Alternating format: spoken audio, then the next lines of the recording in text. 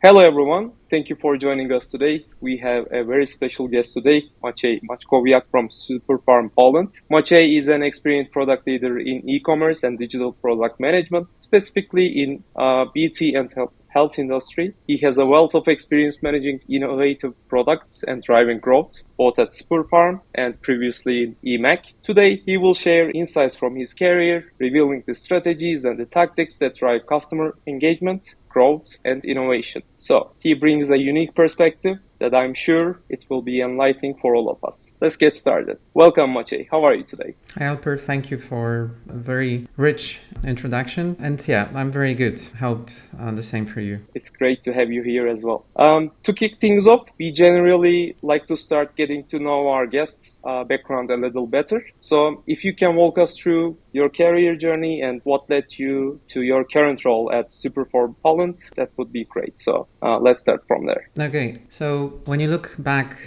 at what I was doing there, you can actually distinguish kind of two periods of my professional life. One was more focused on B2B world, with experience and very brief experience in Accenture, then pretty long time at Thomson Reuters, then at a company selling IT services, and then I made a switch. I mean, somehow I always felt that consumer and focusing on consumer is the area where I feel the most comfortable. So when at some point in time I just decided it's time. Although back then I wasn't looking at it this way. It was just okay, there was an interesting possibility that I just wanted to follow, and I felt that it's kind of closer to my heart. So I made a switch. I worked for a startup for a year, and the part that I really enjoyed was the part that was connected with how we present things on the website. So that kind of again started I started navigating towards what's currently called product management, although again at that time I had no idea I'm doing that. And then I had an opportunity to work at what was previously called in Poland Agito, but what is more well known in the Central Europe as eMAG. It's a Romanian company, very successful one. And during that time, I gathered a lot of different experiences, but they kind of revolved around, making the experience of the user better. So again, I had no idea that had a name. It was something, that I kind of did, instinctively, I can say, but it was about customer experience. It was about, the experience that people had with the product content that they read. It was about different parts of the whole customer journey that people experience, from traffic through the experience that they have on the website up until some retention or, post-purchase services. So when I made the switch to Super-Pharm Poland, well, the company was starting to grow the digital business, and I was, meant to be a sort of project manager, let's say e-commerce business development that was focusing on e-commerce projects, or I was focusing on working together with different suppliers and so on. What I did not know was that I'm going more and more towards product. Like every single of these steps were taking me on that journey. And finally, the kind of moment that defined everything for me was when I started building the mobile application, because we were building that in a slightly different mode than we, built the website previously, with the role of a product owner. And the moment I entered that role, and the moment I, worked with some people that kind of helped me to better understand and feel, better in what I'm doing, I realized that this is it. I mean, this is the thing that I've been looking for so many years. Like different parts of my experience, they combined in the role of, product manager, basically. So it, took me a while to get to that point, but, through many changes and, through many steps, I finally arrived in a place where, I could combine different parts of what I already know, and when I could really enjoy, what I do. Thank you for sharing your career journey and that also the switch. Also, it made me think like I'm always getting hard time explaining the job that I do to my surroundings, like family and other family members. But to put it in a short sentence, I always say like being a bridge between business and development. So it's the one of the most crucial steps, I guess, within the product management expertise. So yeah, it's fascinating to hear about the different paths. As I checked your LinkedIn, I have seen that you have been into account management and sales as well for a short period of time. Yes, So correct. yeah, since these are customer facing roles. So being the customer's advocate is the other half of the product management. So I can see that where it comes from. I spent a few years, in customer experience, which is, the best possible training, on the route to become, a product manager. I think, there are obviously other paths that people can take, but if you really want to understand customer, then kind of working from with the customer on your daily basis, it was, for me, that was, great building block for what I do. I totally agree with you. That's the same for my career path as well. So I'm coming from a customer facing role background and ended up in product management. Now, I would like to take your opinion about the e-commerce sector all in all, because you have almost 10-year experience in Super-Pharm Poland and previously in eMAG. Now, let's zoom out a bit and take a look at the broader picture. The beauty and health e-commerce landscape is constantly evolving, and it has unique challenges and opportunities when you compare it with regular e-commerce companies. So I would like to explore these trends and dynamics. So what do you see as the main difference between standard e-commerce and BT and health e-commerce companies? Is there any unique challenges that you face compared to other e-commerce companies? Well, I would have to ask, what do you define as standard? Because, looking back, okay, in eMAG, we had different products. Well, by e-commerce, I'm assuming that we're defining, selling products online. So Online, yep. This is what I define by e-commerce only. So, obviously those are different sorts of products that you have to, look at. There are certain elements that are, let's say, always constant. So, let's talk about constants first. It's always that you have to have, good products in a good price. So without that, like the entire part of digital experience, let me call it this way, is very difficult to achieve. If you don't have these, then it's really, really difficult, to have other parts, unless, you're really like some huge player in a, particular market. And we're talking, huge marketplaces then maybe, people look at slightly different factors. But, the experience that I had, like you first have to start from the basics, right? I've seen consumers being really determined to achieve their goal, meaning, to make a purchase if they have, the product at the right price. However, this sort of, approach, if you only look at if I have a product and if I have it in a good price, is usually, very short-sighted. If you want to have, customers coming back to you, then obviously you have to, look at the entire digital experience. And plus, you also have to look at, which part of the funnel, the sales funnel you are. That also, helps, because like almost every single e-commerce is definitely, the last part, meaning, people make a purchase. And I think majority of e-commerces, I don't know, so many of them, so I cannot speak for all of them. They're looking into, those earlier stages.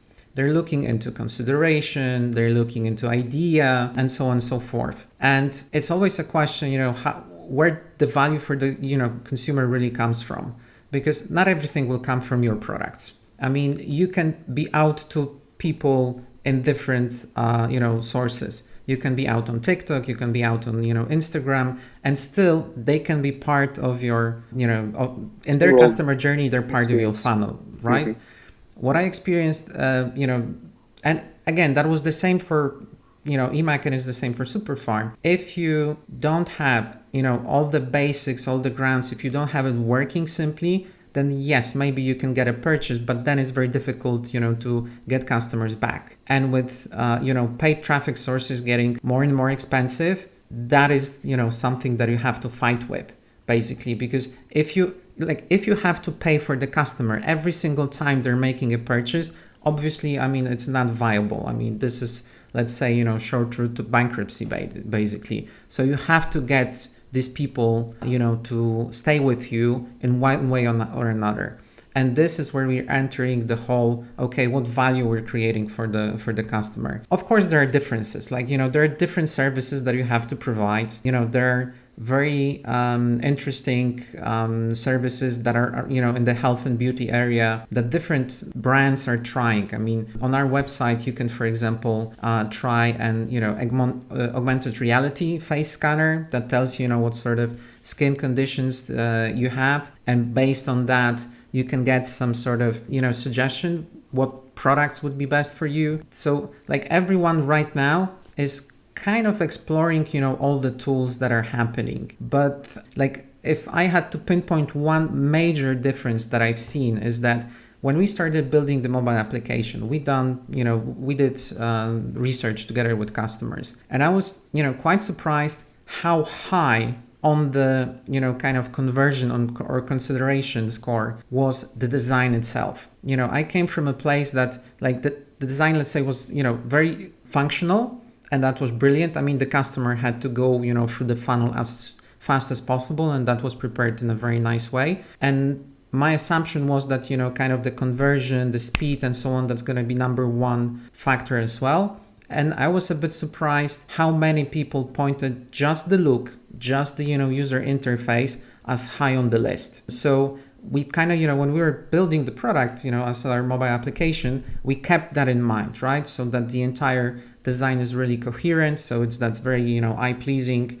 And of course, still you have to, provide the basics, which is the good product, good prices, all the journey, right?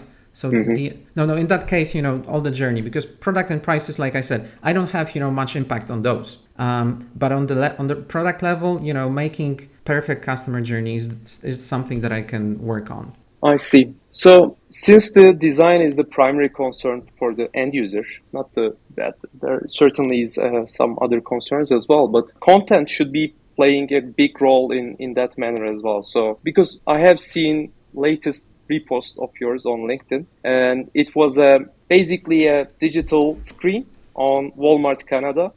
It's on the shelf of a unsalted cracker showing the user reviews. So as you mentioned, it's all about the overall user journey. So it's a bit unorthodox method, but like Walmart, I know that Super-Pharm also have like multi-channels like stores, website, application. So it's important to utilize what you have, like content-wise. We're talking right now, it's like we're just days before launching our PIM system, where we, really worked hard on enriching, product data and changing categories. And all in all, it took us, more than a year to prepare everything to make sure that we're, providing more value to the customer on that front. Also having in mind that what you said, I mean, it's not going to be only for online. We're thinking how we could leverage that in the just physical space. I mean, we don't have any specifics yet, but we see, that we can create value for the customer in that way as well. I was also going to ask, it's clear that you see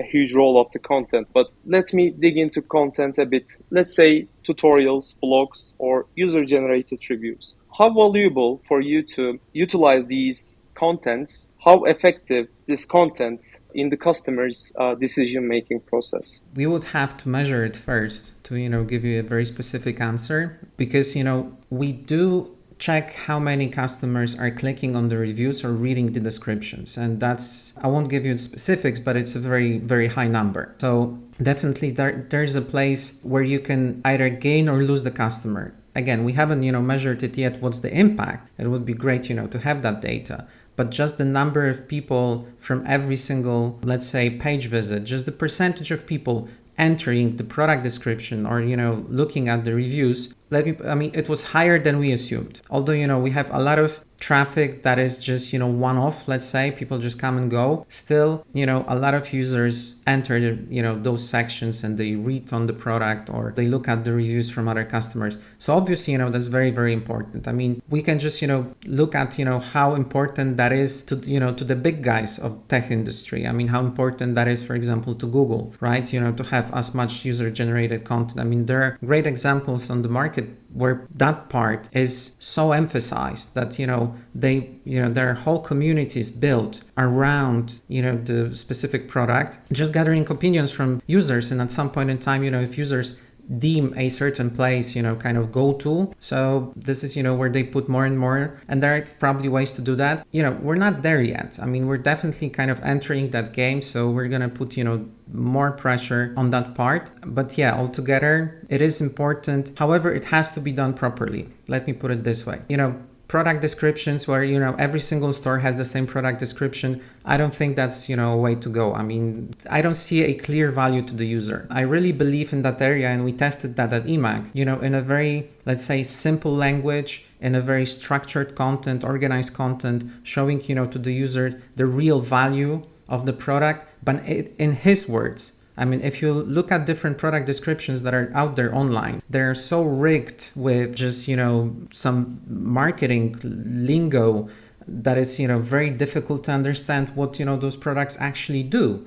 So what, we did, again, my previous place, and, what really worked is that, really simplified what we're talking, to the user. So it's available for quick scanning and, to get the crucial information as soon as possible. That sounds very familiar to me because I'm thinking about all of the online experiences that I've had with purchasing something online. This can be a flight trip to somewhere, or it can be a little technological gadget that I'm buying to house. I directly dive into the customer reviews and check those out because, as you said, the value is what the customer gives to the product. So we need to understand the value to address those needs and provide a better experience overall. I can give you a specific example from one of the brand of coffee machines. We had a, let's say, email quarrel with them. Well, me personally, I had an email quarrel with them because, we wanted to provide product descriptions in a, very specific way to explain, to the user the real value of the product, right? And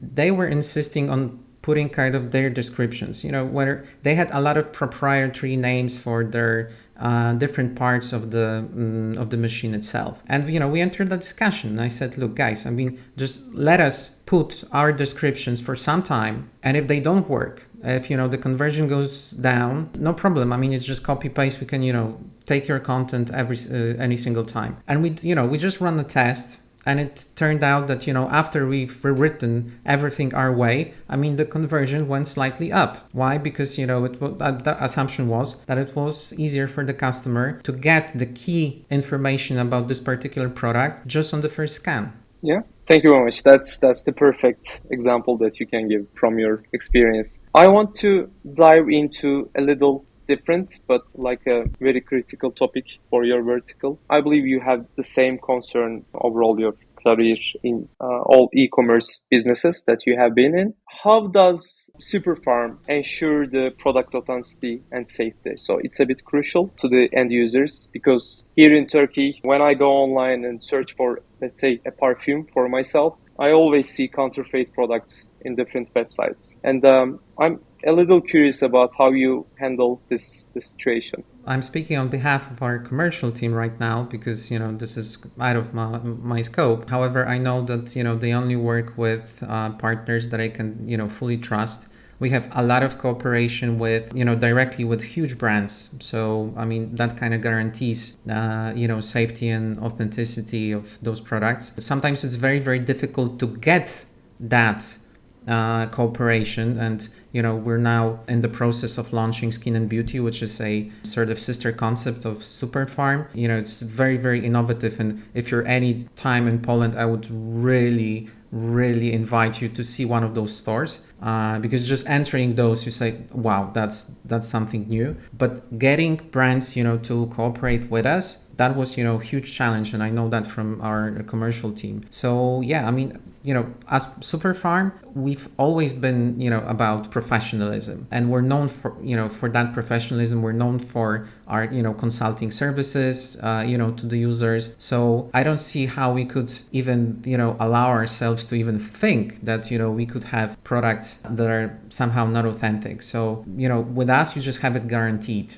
Thanks for giving the insight. It's a bit meticulous, but absolutely necessary process, as far as I know. So let's talk about a topic that has been at the spotlight of industry discussions. Since you have mentioned that it's a uniquely different experience for your skin and health places that you are opening up currently, is there any innovative technologies or approaches that you currently explore or implementing your daily operations? If you can give us some examples, if you have any, that would be really great. Yes, so it's different teams that are responsible for that, but a great idea, and great example that we're doing is that since we're known for our, dermatology consultations, you enter the store and someone can help you with choosing, the right products for your skin. We have, for example, machines, and this is, what our operational team is doing. So the team that is responsible for the physical locations itself, they have machines that are called VisualFace, and it's a special machine that kind of, together with a consultant,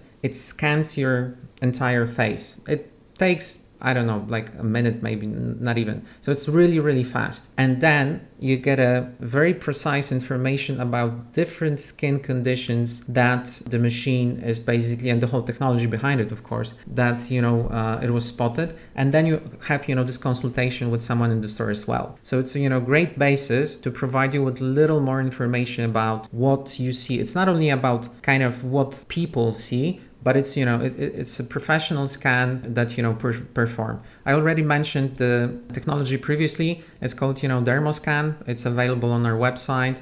You can go and check it out. And again, it's, based on the photo, you can take diagnosis of your skin condition. It's all powered by a company called Modiface. I mean, they've been working on AI model for a couple of years already. So, there are just thousands and thousands of pictures that are standing behind that technology and, the whole analysis of that. So if you, perform that scan, based on that information, we can provide you with better recommendations. So again, that's, the second, let's say, pretty innovative technology that we're checking out. So yeah, I mean, we're looking into that definitely. We have had same kind of experience with my wife. She's into health and beauty as well. So yeah, we have been into a studio, like a skincare studio, and they have done the same processing, same machine in there. But it's a bit different to hear that these machines are becoming a part of Super-Pharm experience, because in those studios, their primary business is about giving a service. But in your case, it's not the service itself, but we are giving a different shopping experience, let's say, to the customer. So yeah, it sounds fantastic, and I believe it will be a strong hand in your competitors, I would say. So from the industry, I would like to slightly move to your career, and I would like to focus on the managing products. So building strong teams is definitely an art. I can see that you have been in various teams and you have built various teams. So if you can lead us through, what are some of the biggest challenges you have faced with building and managing product teams, and how did you overcome them? Well, when it comes, to product teams, it's the first one that I'm building. Overall, yeah, I've built a few teams. I mean, there are certain principles that I always kind of stick to, and it has worked, so far great.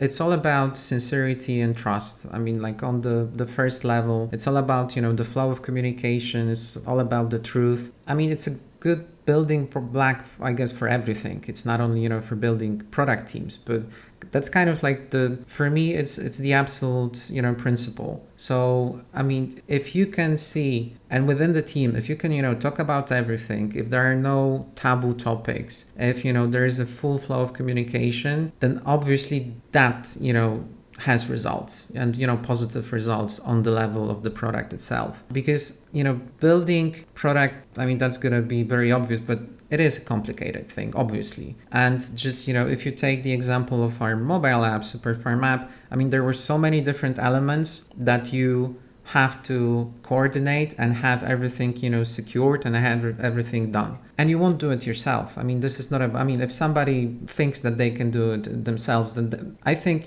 product management shouldn't be for them really, because it's all about being able to connect all of that, connect all the dots and being able to work with people from very different environments, very different teams, and, coordinate efforts, knowing that those teams may have different processes. They, can be from different companies and so on and so on. So yeah, step one, openness and trust. I mean, that's the building block. And then, the second thing for me is having some coherent vision. I mean, what you actually want to do, right? I mean, what sort of thing? It's, when we worked on the mobile application at some, we had very strong ground for building the application itself, the ground, because, the application was on the level of the management board. It was so strategic, right? And, we've done a lot of things, to kind of fulfill different needs. And then when the application was kind of exiting the MVP stage, we were thinking, okay, what's next, right? I mean, which way should we really go? I mean, there are all these ideas that we listed. Which of them,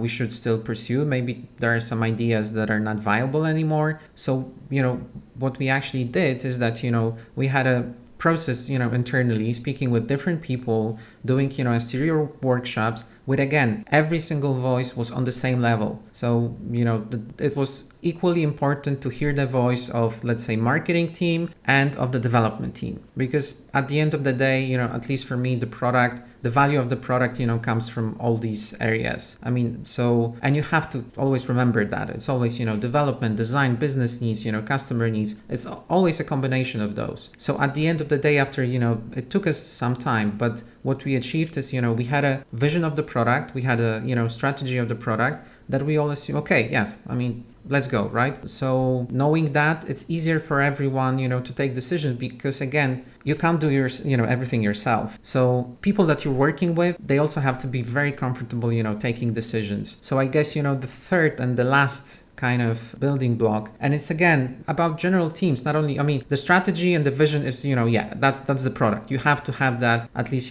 that's what I think, if you want to, really drive the product forward. But again, the team itself, and the third thing is to kind of, is to understand that you're serving your team, not the other way around. I mean, you're there for people that you're working with. So every single obstacle, every single question, every single issue that, people have, it's your job. Even if it's not your job, it's your job. Even if it's, another team struggling, it's still your job. We had many cases like that where, we had some sort of, thing that was blocking us from progress, and, somebody has to do it. So I believe, I forgot now who said that, but there's this, kind of something that is really important here. Even if it's not your fault, it's your responsibility. So that's the case here. Yeah. If something isn't working, I mean, does it matter really? I mean, whose error that was? It's not working, and just, go for it, right? Yeah, specifically in product, even though it's not your business, it's your job, not job, but your responsibility to make things work. Thank you very much. Yeah, that's very insightful. And I also agree with your bonding material, the vision, because without a vision, even though you have built up the team, you have stacked up the backlog, without vision, it doesn't make every participant in the team as desirable as you are. Like, so there's only, also one additional fact. If people generally understand, what we're trying to achieve, then it's easier to work, for example, with features that you're building, or with, when people kind of are stuck a bit, there's, okay, is it kind of answering the vision we're trying to build? If it's answering the vision, okay, let's go for it. If it's not entirely there, yeah, maybe we shouldn't be doing that, right? And yeah, and again, vision is not something that is set in stone, right? It's a very nice direction. The market is changing, the conditions are changing, so it's not like, set forever, but it's a very, very nice, let's say, guideline for everyone, right? So even if you have people like in the entire team, and you have, people in design, analysis, and development everywhere, if they have to take decisions and they look at, kind of what they're working on, and it's answering, let's say, what we're all trying to build, then it's easier for everyone to start, taking those decisions, making those calls. People should be really comfortable, making decisions, regardless of your seniority, really. You can be, a person who's like half a year in the team, right? And half a year total experience. But if your idea is good and if you want to pursue it, then you have to have this comfort of speaking up and just going forward, right? Because, great ideas come from everywhere. You just have to, kind of acknowledge that. Yeah, I totally agree with you. That's why we also gather open microphone kind of gatherings here in Storley as well. So we try to take every idea as the primary idea. So thank you very much for your insights from your valuable experience. I would like to also ask about your vision about the future. So looking ahead, how do you think beauty and health e-commerce market will evolve in the next 5 or 10 years? The 5 or 10 years question is always very nice because I believe, the best people have this predictability score of like 8%. That's what I heard recently. I don't know if that's true or not. I like, what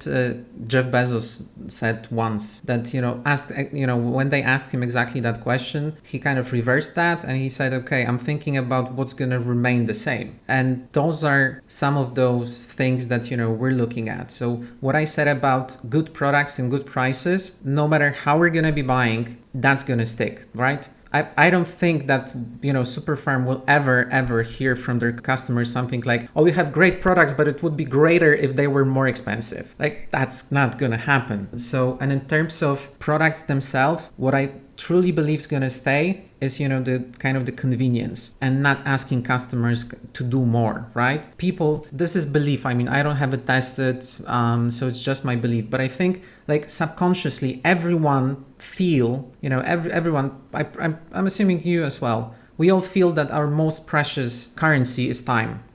I mean, that's the only currency we cannot have more of. So when you're thinking about, health and beauty or any other sort of space, it's about, where we can really save time for the consumer. And if we can do it in an efficient way, if we can do it in a way where customer feels very safe, because, health and beauty, it's very often you're sharing very sensitive information. So we have to provide, the level of safety and confidence that might not be so necessary for example, you're buying, I don't know, from electronic market, right? So in customer relationship, this is what we have to keep in mind. So saving time, that's one thing, and doing that in a very, safe and reassuring matter. Because when we run, a research around 2 years ago about trends in health and beauty in, let's say, just technology, it was a very broad question.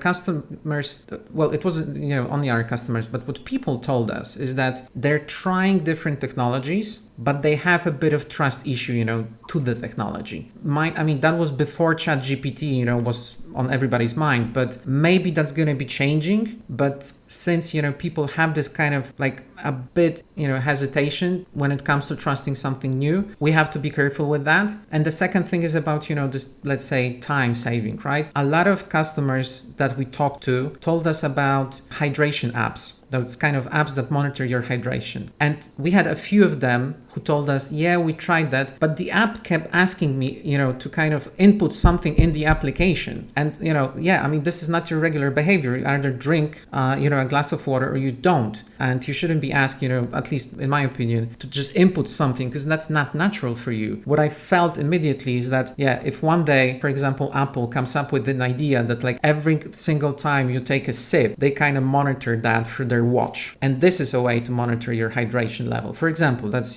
an idea here. So this is what we're thinking about. So what's going to remain the same? And I think in health and beauty, trust and, trustworthiness of services, that's going to be always very, very high on the list. And and just, convenience. So like saving time. Those are two factors that I'm thinking about. I guess we are in that change already. So like 5 or 10 years, of course, we are going to see more changes. Like social shopping is hyping right now, and everyone is getting their reviews out of from social media. But as you said, the humane part of this experience is trust and time. So if it's saving time and if it's trustworthy, I would keep buying from that seller, because that's the only thing that touches to the feeling of a real person, as I would say. So yeah, I have one last question. We are a little over our time, but if you could give one piece of advice for someone starting their career in product management today, what would it be? Well, so one piece was already shared. So that's, even if it's not your fault, it's your responsibility. So, kind of expose yourself to as many things as you can. And the second thing is about being curious. So, like, gather as much knowledge as you can, because you don't know where the inspiration will come from. And if you're looking, into solving different problems for, consumers, then very often you're like in one industry, let's say you're in health and beauty, but you can take someone from a different industry. Like you have some idea to, that you can just maybe transfer, maybe don't. But if you don't have that knowledge of what's happening in different areas, and that can be, even, let's say a line in the song, right? That can give you some sort of inspiration. But just gather as much knowledge as you can. So have, as open mind as you can have, because, at the end of the day, if you can leverage that, that's, huge value for you. So yeah, I mean, obviously there's some, basics here. There are some sort of rules. I mean, there are a lot of structured materials that, are worth knowing if you're kind of starting in the product management. But at least, from my experience, I never kind of learned to be a product manager. Like I didn't even know that this path exists up until I became one. So, and this is what that's, what I like. This is what I want to do in my life. But if I wasn't, earlier, if I didn't have kind of open mind, if I wasn't looking for new things, if I hadn't been switching between, different jobs, then I would have never just arrived to the place where I am right now. So yeah, as many sources, read as many things as you can, listen to as many podcasts as you can about that, because you never know, where you can get the knowledge that you can leverage in the future. That's an excellent advice. And when I'm asked this question, I put it as adaptability. So I believe we are very close to indetermination, but yeah, thank you so much. So we have come to an end for our webinar. Thank you so much for sharing your experiences and insights with us today. And thank you for the audience for joining us. We hope you find the session as informative and inspiring as we did. If you have any further questions or want to connect with Maciej or with us, feel free to reach out. Until next time, take care and stay inspired. Have a great day. Thank you very much. I mean, it was great to have this adventure because, that's how I treat it. It was just another pleasant adventure in my life. So thank you, everyone, and take care.